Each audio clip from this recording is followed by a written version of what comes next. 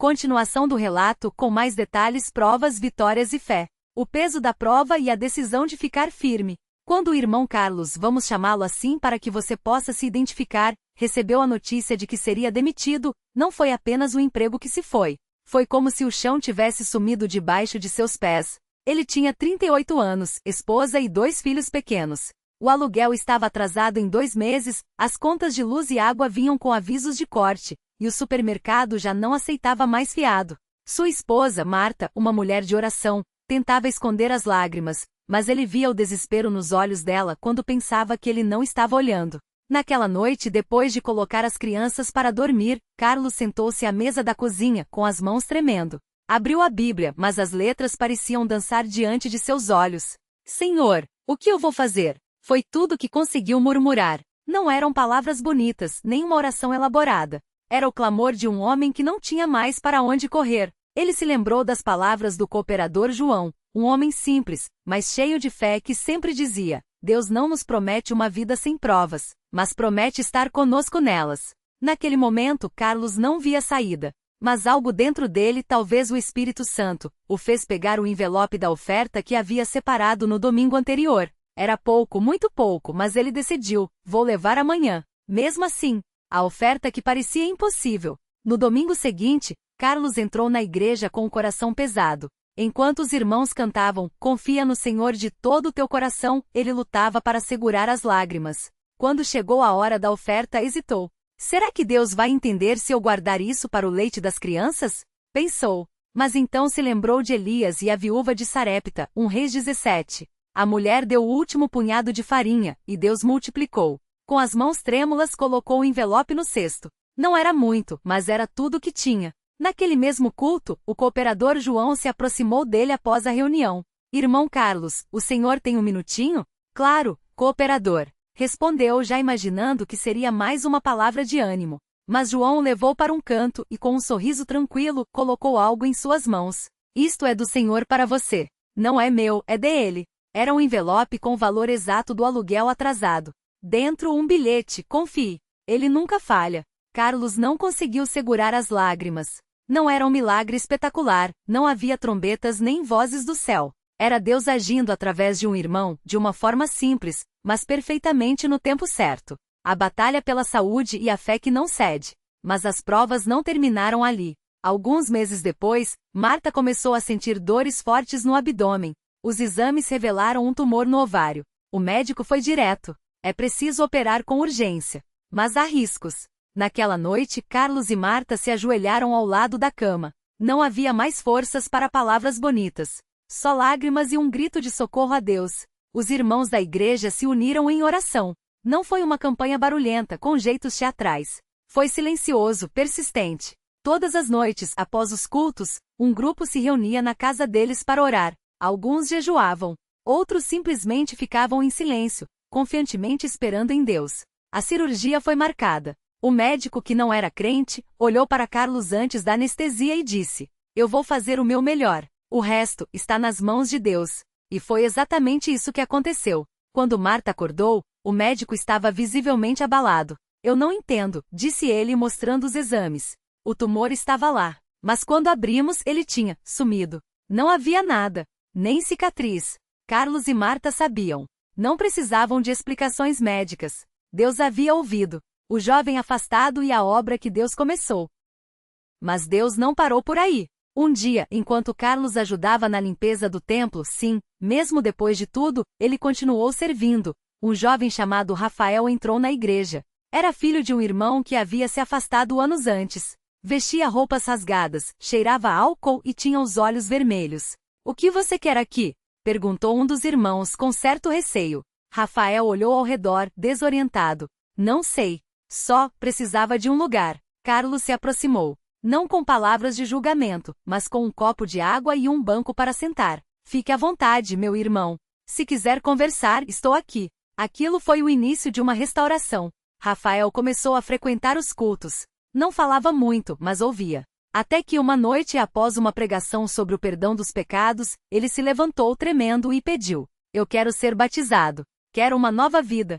Naquele dia, nas águas do batismo em nome de Jesus Cristo, Rafael nasceu de novo. E não parou por aí. Hoje ele é um dos cooperadores jovens da igreja, visitando outros que, como ele, estão perdidos. A multiplicação da bênção, de recebedor a instrumento. Hoje Carlos não é um homem rico. Não tem uma casa luxuosa nem um carro do ano. Mas tem paz. E algo mais, um ministério de restauração.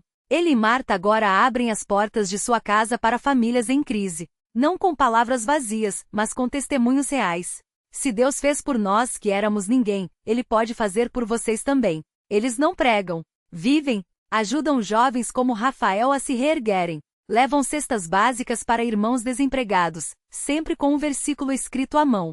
Oram com quem está doente, não prometendo cura instantânea, mas confiando que Deus sabe o tempo certo. Uma vez, um irmão perguntou: como vocês conseguem ajudar tanto se também passam necessidades? Marta sorriu e respondeu: porque aprendemos que quando a gente dá, Deus supre. Não é mágica. É fé. A prova que veio como fogo, e a vitória que veio como chuva. Mas Deus, em sua sabedoria, permitiu mais uma prova. Um incêndio destruiu parte da casa deles. Não foi total, mas o suficiente para deixar a família sem colchões, sem roupas, sem documentos. Mais uma vez, o desespero bateu à porta. Por que, Senhor? Carlos perguntou, olhando para as paredes enegrecidas. Mas então os irmãos chegaram. Não foi um, nem dois. Foram dezenas. Uns trouxeram colchões novos. Outros roupas. Um cooperador, que era advogado, resolveu toda a papelada dos documentos perdidos sem cobrar nada. Em menos de uma semana, a casa estava reconstruída, não pelo governo, não por ONGs, mas pela mão de Deus através de sua igreja. E foi então que Carlos entendeu de vez. Deus não nos tira das provas só para nos abençoar. Ele nos deixa passar por elas para que, no fim, possamos ser bênção na vida de outros. O encontro com o médico, e a confirmação da fé. Anos depois, Carlos reencontrou o médico que operou Marta. O homem, agora aposentado, o reconheceu e perguntou: como está sua esposa? Ainda bem de saúde? Sim, doutor. Graças a Deus, nunca mais teve nenhum problema. O médico balançou a cabeça, pensativo. Aquilo nunca sai da minha mente. Eu sou médico há 40 anos. Já vi muitas coisas. Mas aquele tumor simplesmente não estava mais lá. Ele fez uma pausa. Vocês oraram, não foi? Carlos sorriu. Não só nós. Uma igreja inteira. O médico olhou para o chão, como se lutasse com algo dentro de si. Então, baixinho, perguntou: e se eu quisesse conhecer esse Deus de vocês? Naquela tarde, sentados em um banco de praça, Carlos compartilhou o evangelho com o médico. Não com pressa, não com palavras decoradas. Só com sua história. Uma semana depois, o médico esteve no culto. E no final, com lágrimas nos olhos, pediu para ser batizado. A lição que ficou, e o convite que fazemos a você. Se você está lendo isto e pensa: mas a minha prova é maior, a minha dor é pior, assista só. Carlos não era um super-herói da fé. Era um homem comum que tremia de medo, mas escolheu confiar. Marta não tinha forças para orar bonito. Mas Deus ouviu seu choro. Rafael não merecia uma segunda chance. Mas Deus dá o que não merecemos. O médico não acreditava em milagres. Até ver um com seus próprios olhos. Deus não muda. Se Ele fez por eles, pode fazer por você. Talvez você esteja desempregado, com contas se acumulando. Doente, com os médicos dizendo que não há esperança. Afastado, achando que já passou do ponto. Cansado, pensando em desistir. Mas ouça o que o Espírito Santo está dizendo hoje. Não desista. Fique firme. Eu estou contigo. O fecho, glória a Deus. Hoje Carlos e Marta continuam na igreja. Não como líderes famosos, mas como servos fiéis. Eles não têm todas as respostas. Mas têm uma certeza. A obra que Deus começou em nós, Ele vai terminar. E se você está passando por fogo hoje, saiba. Deus não apaga o fogo. Ele anda com você dentro dele. Quando passares pelas águas, eu serei contigo. Quando pelos rios, eles não te submergirão. Quando passares pelo fogo, não te queimarás, nem a chama arderá em ti. Isaías 43, 2. Glória ao nome santo do Senhor. Amém. A história não acabou aí. O que veio depois e como Deus continuou agindo. O médico que se rendia ao silêncio de Deus. Quando o Dr. Rafael subiu à plataforma para ser batizado, muitos na congregação choraram. Não era só pela conversão de um homem que até semanas atrás zombava da fé. Era pelo modo como Deus havia trabalhado, sem alarde, sem pressa, mas com uma precisão que só Ele tem. Eu não acredito em milagres, ele havia dito no primeiro culto que frequentou, cruzando os braços enquanto ouvia os hinos. Mas ali na água, com as mãos do cooperador sobre sua cabeça, ele repetia as palavras com voz trêmula. Arrependo-me dos meus pecados e aceito a Jesus Cristo como meu único Salvador. O que poucos sabiam era que na véspera, Rafael havia ligado para o hospital onde trabalhava e pedido demissão. Não por impulso, mas porque Deus havia falado ao seu coração durante uma noite de oração. Você não pode servir a dois senhores, ele ouvirá em pensamento, claro, como se fosse uma voz. E soube que era hora de deixar a medicina secular para se dedicar à obra do Senhor. Mas como, Deus? Ele havia perguntado sozinho no quarto. Eu tenho dívidas, tenho uma carreira. A resposta veio como um sussurro: confie em mim. E ali na água, enquanto era batizado em nome de Jesus Cristo para perdão dos pecados, Rafael sentiu algo que nunca havia experimentado em todos os seus anos de estudo: paz. Aprovação que veio depois da vitória. Mas a história não terminou no batismo. Deus não nos promete uma vida sem lutas depois da conversão, Ele promete estar conosco nelas. 3 meses depois, Rafael recebeu uma carta do Conselho Regional de Medicina. Uma denúncia anônima o acusava de negligência médica em um caso antigo. Era uma mentira, mas o processo poderia arrastar-se por anos, manchar seu nome e, pior, impedi-lo de exercer a medicina, inclusive na obra do Senhor. Eu não entendo, Deus, ele chorou na reunião de oração. Eu deixei tudo por ti, e agora isso? O cooperador que o batizara colocou a mão em seu ombro e disse apenas: lembra do que você falou no dia do seu batismo? Que não ia mais confiar em si mesmo, mas em Deus. Pois é, agora é a hora de provar. E Rafael ficou firme. Como Deus usou até a calúnia para a glória dele. O processo se arrastou por 8 meses. Rafael, que antes ganhava bem, agora vivia do que os irmãos podiam ajudar, nunca pedindo, mas sempre sendo surpreendido. Uma irmã deixou um envelope com exatamente o valor da parcela do advogado no banco do carro dele. Um irmão, dono de uma pequena gráfica, lhe ofereceu um emprego temporário. É pouco, mas é honesto. E você vai poder continuar na obra. E no dia da audiência final, o juiz, um homem conhecido por sua severidade, olhou para Rafael e disse: doutor, eu conheço seu trabalho. E sei que isso aqui é invenção. Caso arquivado. Mais tarde, Rafael soube que aquele juiz era filho de uma irmã da congregação, que havia orado por ele todas as manhãs. Deus não só me livrou, Rafael contou depois com os olhos brilhando. Ele me ensinou que às vezes a vitória não é não passar pela prova, é passar por ela e sair mais forte. O jovem que voltou para casa enquanto isso, Carlos e Marta não esqueceram do jovem que os havia ajudado anos antes, aquele que depois de roubar o carro, sumira da vida deles. Um dia, Carlos estava saindo do culto quando viu, do outro lado da rua, um rapaz encostado num poste, com os olhos inchados de chorar. Era ele. Irmão, o jovem gaguejou, envergonhado. Eu não mereço nem pedir perdão, mas eu tô na pior. Minha mãe tá doente, eu tô usando droga de novo, e eu não aguento mais. Carlos não hesitou. Abraçou-o ali mesmo, na calçada, e disse: você tá em casa, filho. Vamos resolver isso juntos. Naquela noite, o jovem quebrou o copo de cachaça que trazia no bolso e pela primeira vez em anos, dormiu sem pesadelos. Hoje ele é cooperador na mesma congregação, e ajuda outros jovens a saírem das drogas. Se Deus pode me usar depois de tudo que eu fiz, ele diz nos testemunhos, ele pode usar qualquer um. A lição que ninguém esperava, a doença de Marta, mas a maior prova ainda estava por vir. 2 anos depois de tudo isso, Marta começou a sentir dores fortes no estômago. Os exames revelaram o pior, câncer em estágio avançado. Deus, por quê? Ela chorou no quarto, enquanto Carlos a abraçava em silêncio. Os médicos deram 6 meses de vida. Mas Marta não desistiu. Ela continuou indo aos cultos, mesmo com dor. Jejuou nos dias que conseguia. E todas as noites orava com Carlos, não pedindo cura, mas força para glorificar a Deus até o fim. Se for a vontade dele me levar, ela dizia, eu vou sorrindo, porque sei para onde eu vou. Mas Deus tinha outro plano. O milagre que os médicos não conseguiram explicar 6 meses depois, Marta voltou ao hospital para um check-up de rotina. O oncologista, espantado, olhou os exames e balançou a cabeça. Isso não faz sentido. Os tumores sumiram. Não há sinal de câncer. Eu sei quem fez isso, Marta respondeu, sorrindo. E não foi o Senhor. O médico, o mesmo que havia dado o diagnóstico fatal, se ajoelhou ali mesmo no consultório e chorou. Eu não acredito em Deus, ele confessou. Mas isso é impossível. Marta colocou a mão em seu ombro e disse, nada é impossível para ele. Venha conhecê-lo. Hoje aquele médico frequenta os cultos. E Marta? Continua firme, não como uma heroína da fé, mas como uma serva que sabe que a vitória não é dela, é de Deus.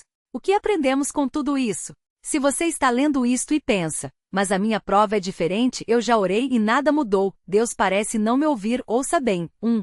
Deus não trabalha no nosso tempo, Ele trabalha no tempo certo. Carlos esperou anos pela restauração. Rafael passou meses sendo caluniado. Marta quase morreu antes de ver a cura. 2. As maiores bênçãos vêm depois das maiores lutas. O jovem que roubou o carro hoje salva vidas. O médico que zombava da fé hoje adora a Deus. Marta, que quase foi levada pela doença, hoje testemunha do poder dele. 3. Deus não nos tira das provas, Ele nos dá força para vencê-las. Não foi o dinheiro que salvou Carlos, foi a fidelidade. Não foi a justiça humana que livrou Rafael, foi a confiança. Não foi a medicina que curou Marta, foi a graça. 4. Você não está sozinho. Quando Carlos achou que tudo estava perdido, um irmão apareceu com um envelope. Quando Rafael foi caluniado, Deus levantou testemunhas. Quando Marta estava doente, a igreja orou por ela. Deus faz o mesmo por você. O convite que fazemos hoje. Talvez você esteja desempregado com as contas se acumulando. Doente, com os médicos dizendo que não há esperança. Afastado, achando que já passou do ponto. Cansado, pensando em desistir. Mas Deus não desistiu de você. Ele está dizendo hoje: não desista. Fique firme. Eu estou contigo. E se você já se batizou, mas está fraco, volte para a fonte. Volte para os cultos. Volte para orações. Porque a obra que Deus começou em você, Ele vai terminar. O fecho, glória a Deus. Hoje, anos depois, Carlos e Marta continuam na mesma congregação, servindo em silêncio. Rafael é cooperador e ajuda na evangelização de profissionais da saúde. O jovem que roubou o carro hoje prega o evangelho nas ruas. E aquele médico incrédulo? Batizou-se nas águas no ano passado. Tudo isso não por acaso, mas porque Deus é fiel. E se Ele fez por eles, Ele pode fazer por você. Quando passares pelas águas, eu serei contigo. Quando pelos rios, eles não te submergirão. Quando passares pelo fogo, não te queimarás, nem a chama arderá em ti. Isaías 43, 2. Não olhe para as circunstâncias. Olhe para Ele. Fique firme. Glória ao nome santo do Senhor. Amém. A aprovação que veio como um furacão, e a fé que resistiu como rocha. O dia em que o chão sumiu, a crise que ninguém esperava. Era uma terça-feira, 17 de março de 2020. O mundo inteiro falava de uma pandemia que chegava como uma sombra, mas para Carlos, aquele dia começou como qualquer outro. Acordou às 5 horas, tomou um café preto com pão de queijo que Marta havia feito na noite anterior, e saiu para o trabalho na oficina mecânica onde era chefe de equipe há quase 12 anos. Mas às 10h45, o gerente o chamou na sala dos fundos. Não havia clientes por perto, apenas o som dos compressores e o cheiro de graxa. O homem, um ex-colega de muitos anos, olhava para o chão enquanto falava. Carlos, a empresa não está aguentando. Os pedidos caíram 70%. Vamos ter que reduzir. E você? Você é o que ganha mais aqui. Carlos sentiu o estômago revirar. Não era uma demissão qualquer. Era o fim de uma era. Aquele emprego havia pago o aluguel da casinha simples no Jardim das Flores, as contas do tratamento de Marta, as mensalidades do curso técnico do filho mais velho. E agora? Mas e as contas que vou deixar para trás? Ele perguntou, a voz trêmula. A gente faz um acordo. Você sai hoje, a gente paga um mês e mais uma semana. É o máximo que dá. Uma semana. 7 dias. Como sustentar uma família de 4 pessoas com isso? Quando chegou em casa, Marta estava na sala costurando um vestido para a filha caçula. Ela olhou para o rosto dele e soube na hora. O que foi, amor? Carlos sentou no sofá, escondeu o rosto nas mãos e chorou. Não eram lágrimas de homem forte. Eram lágrimas de pânico, daqueles que não sabem como vão alimentar os filhos amanhã. Me demitiram. Não tem mais jeito. Marta largou a agulha. Silêncio. Depois, ela se ajoelhou ao lado dele, pegou suas mãos e disse algo que o marcaria para sempre. A gente já passou por pior, e Deus nunca nos abandonou. Vamos orar. 2. A oração que não tinha palavras bonitas, só dor e fé. Naquela noite, depois que as crianças dormiram, Carlos e Marta se ajoelharam ao lado da cama. Não havia velas, nem música, nem palavras elaboradas. Só um homem quebrado e uma mulher que ainda acreditava. Senhor, Carlos começou, a voz engasgada. O Senhor sabe da nossa necessidade. Não sei como vamos pagar o aluguel. Não sei como vou colocar comida em casa. Mas eu confio no Senhor. Mesmo não entendendo, eu confio. Marta completou. Pai, o Senhor disse que nunca nos deixaria. Que o nosso pão de cada dia o Senhor dá. Não estamos pedindo luxo. Só o necessário. E força para não desanimar. Eles ficaram ali em silêncio por longos minutos. Não houve voz do céu nem sinal visível. Só a certeza de que Deus ouvirá. Mas a prova estava só começando. 3. Os dias que seguiram, quando a fé é testada no detalhe. A primeira semana, o pão que não acabava. Com o pouco dinheiro que tinham, Marta foi ao mercadinho da esquina comprar o básico: arroz, feijão, macarrão, óleo. O dono, seu João, um homem simples que frequentava a mesma congregação, olhou para a lista e disse: Marta, leva mais. Dou um desconto. Ela recusou, envergonhada. Mas ele insistiu. Deus abençoa quem ajuda o próximo. Leva. Naquela semana, o arroz parecia não acabar. Marta media as porções, mas o saco durava mais que o esperado. As crianças não passaram fome. A segunda semana, a conta de luz que sumiu. O boleto da luz chegou, R$ 287. Um valor impossível. Carlos foi até a companhia elétrica explicar a situação. A atendente, uma moça cansada, ouviu sua história e depois de verificar algo no sistema, disse: Olha, o seu caso foi analisado. Vamos parcelar em 3 vezes sem juros.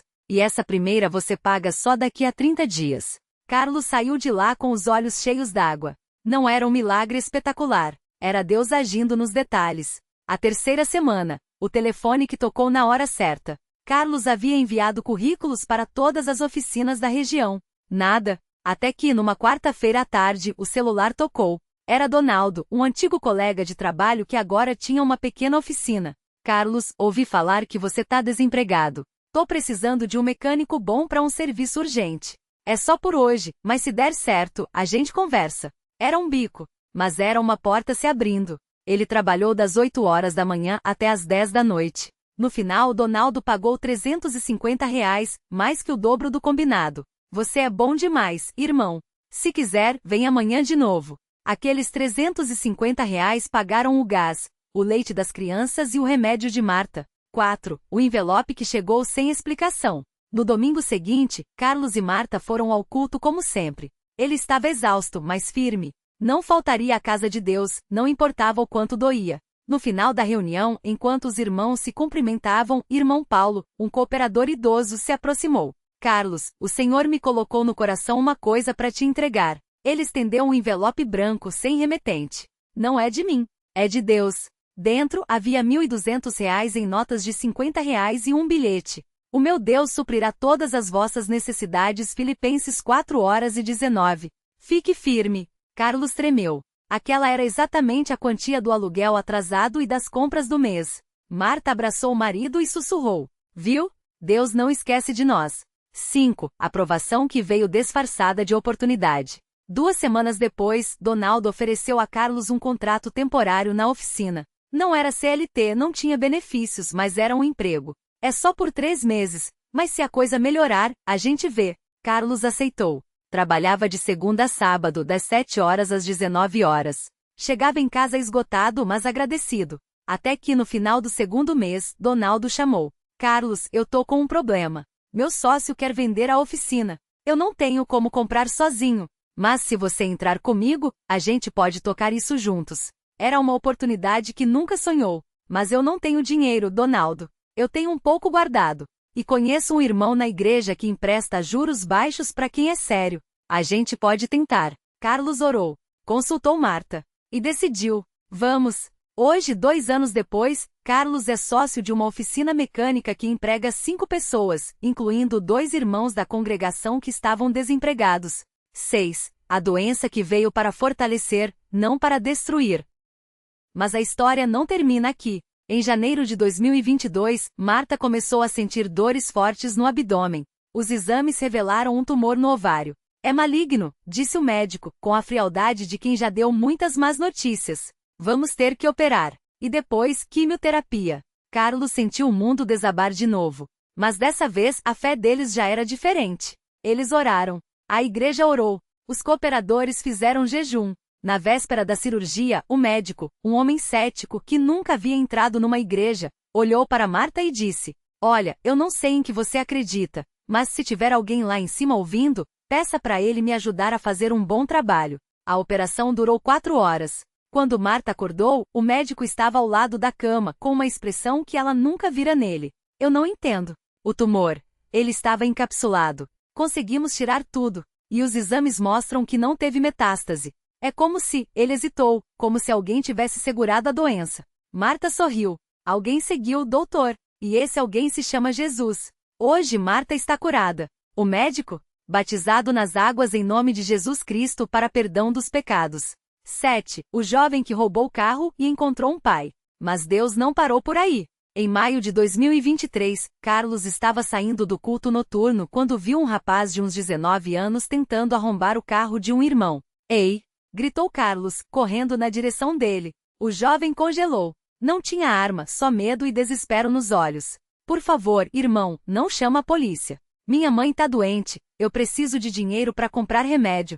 Carlos olhou para aquele rosto sujo, magro, cheio de cicatrizes de brigas. E viu o próprio filho. Vem aqui, disse, puxando-o para um canto. O jovem Rafael contou tudo. O pai que o abandonou. A mãe com câncer. As dívidas. As noites dormindo na rua. Carlos não teve dúvidas. Vem para minha casa. A gente vai te ajudar. Marta não hesitou. Preparou comida, arrumou um colchão no quarto dos fundos. Você vai ficar aqui até se firmar, disse Carlos. Mas tem uma condição. Você vem aos cultos comigo. Rafael aceitou. Hoje ele trabalha na oficina, é batizado nas águas, e prega o evangelho nas ruas para outros jovens perdidos. Se Deus mudou a minha vida, pode mudar a de qualquer um, diz ele com os olhos brilhando. 8. A lição que ficou. Deus não tira as provas, ele nos sustenta nelas. Hoje, quando Carlos olha para trás, ele vê um homem que quase desistiu, mas Deus segurou. Uma família que quase afundou, mas Deus proveu. Uma doença que poderia matar, mas Deus curou. Um jovem perdido, que Deus resgatou. E ele entende uma coisa. Deus não nos promete uma vida sem tempestades, mas promete ser o nosso porto seguro em meio a elas. Se eu tivesse desistido na primeira crise, não estaria aqui hoje, diz Carlos com a voz embargada. Se eu tivesse deixado de ir aos cultos, se tivesse parado de ofertar, se tivesse duvidado, mas eu fiquei firme. E Deus honrou. 9. O convite que fazemos a você hoje. Talvez você esteja lendo isso e pense, mas a minha situação é pior. Eu já tentei de tudo. Ou, Deus não ouve minhas orações. Ou até, já faz tanto tempo que eu me afastei. Será que ainda tem jeito? A resposta é sim. Porque se Deus ressuscitou um homem que estava morto há 4 dias, Lázaro, se ele abriu o mar para um povo passar, Êxodo, se ele transformou água em vinho, João 2, então ele pode mudar a sua história também. Mas tem um detalhe. Deus não muda a sua vida enquanto você está parado. Ele age quando você dá o primeiro passo. Se você está desempregado, continue buscando, mas ofereça o pouco que tem. Se você está doente, continue se tratando, mas peça a unção dos irmãos. Se você está afastado, volte, porque a porta da igreja nunca fecha para quem quer entrar. 10. O fecho, glória a Deus, porque a história continua. Hoje a oficina de Carlos emprega 7 pessoas, todas da congregação ou indicadas por irmãos. Marta ensina na escola dominical e visita doentes no hospital. Rafael estuda para ser cooperador e ajuda na evangelização de jovens.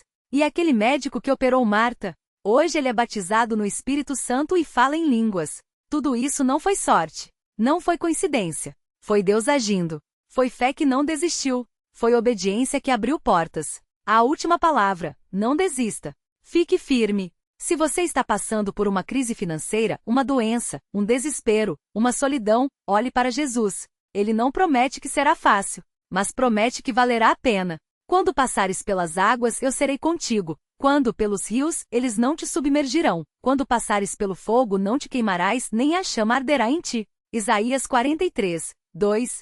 Não olhe para as circunstâncias. Olhe para ele. Fique firme. Glória ao nome santo do Senhor. Amém.